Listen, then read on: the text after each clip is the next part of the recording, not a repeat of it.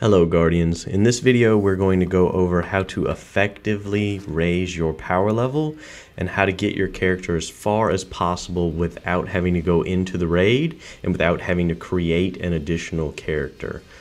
So the first thing that you're going to want to do once you get into Destiny, you've created your character, you're going to want to completely go through the story and knock out absolutely everything that you can do in the story.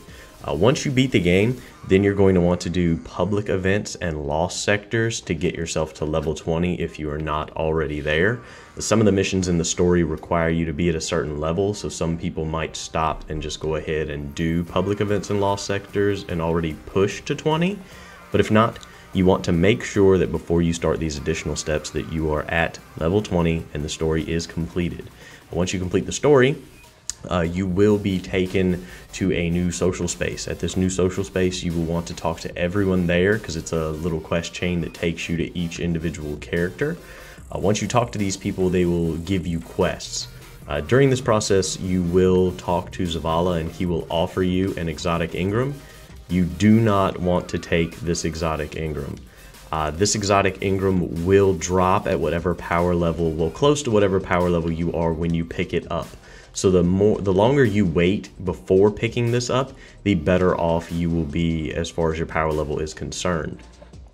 After you have taken all of those quests, what you're going to want to do is you're going to want to go back and you are going to want to do absolutely as many public events and lost sectors as you can possibly stand until your power level becomes stagnant. For most people, this is going to be somewhere between 260 and 265. Depending on the drops that you get. If you get lucky and you end up getting an Exotic Engram during this process, that is going to take you closer to that 265, possibly above 265.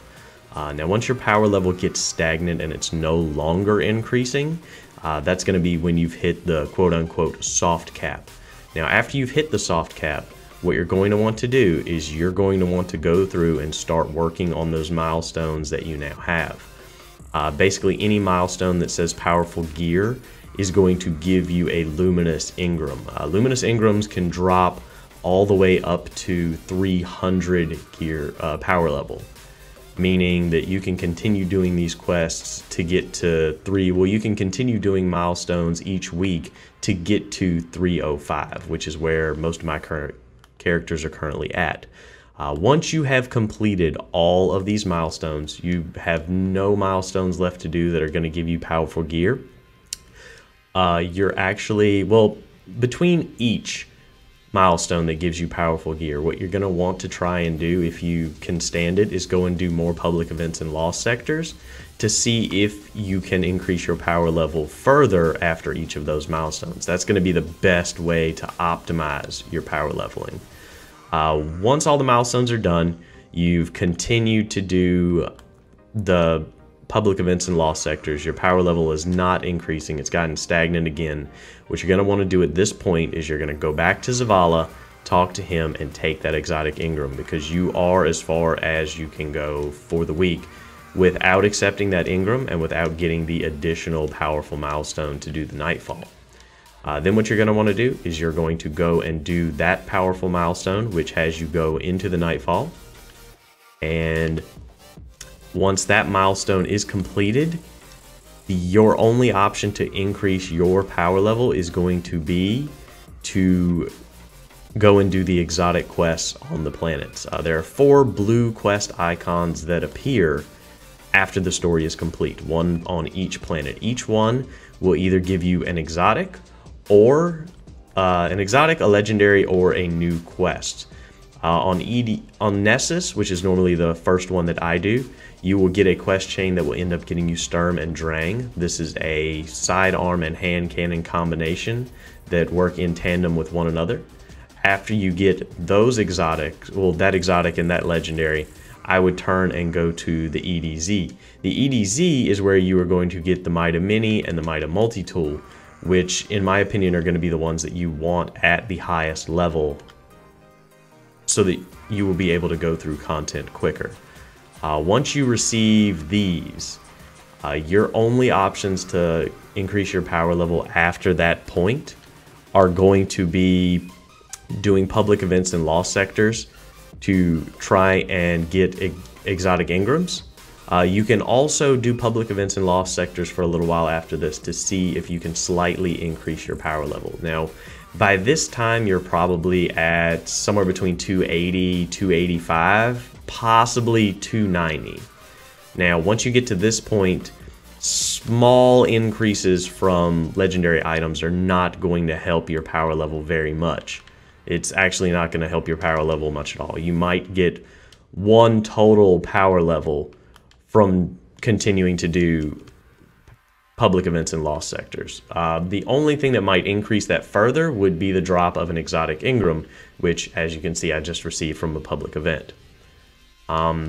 Outside of that, you're going to be at the end. There's nothing really that you can do without going into the raid. Going into the raid, there will be milestones for that, which you may be able to complete on that first character. If you'd like to go farther than that, then you're going to run into the fact that you need to create an additional character. Now, Bungie actually went in and patched the fact that you could create multiple of the same class and actually get a huge buff from those powerful reward milestones. If you go in and you create an additional class at this point, you will no longer get a really good luminous engram from the milestones. What will happen is, instead of getting a powerful gear, you'll actually end up getting a piece of gear from the milestone that's about the same power level that your class currently is, because it recognizes that you already have one of that same class. In my opinion, your best bet would be to create one of each class, which that's if you want to play one of each class. If you do not, then there is a small way to get around that little patch that they did, which is to put all of that character's items into storage. So basically you would put on like low-level blues, low-level purples. You take all of the best gear off of that class and you would put it into storage, start a new character of the same class, and then go and delete that previous character that you had leveled to 20 and done all that work on. Now, this will allow you to go through and do the powerful gear rewards, get the powerful gear at the level that it's supposed to be, which is higher than your power level, and allow you to go through the exotic quests and the whole steps that we went through before, getting that character, this second character, higher than the first, which in turn would help you get up to 305, possibly. The only issue with this is, number one, you're going to have to basically delete that character that you spent time on already. You're going to have to go through the story again. You're going to go out through the leveling process again. You're going to go through the entire steps we went over again just to get into the 300, 305 range. Basically what I did when I got as high as I could on my first character is I just created a character of another class, transferred my weapons over to that new class, and then started the whole process over.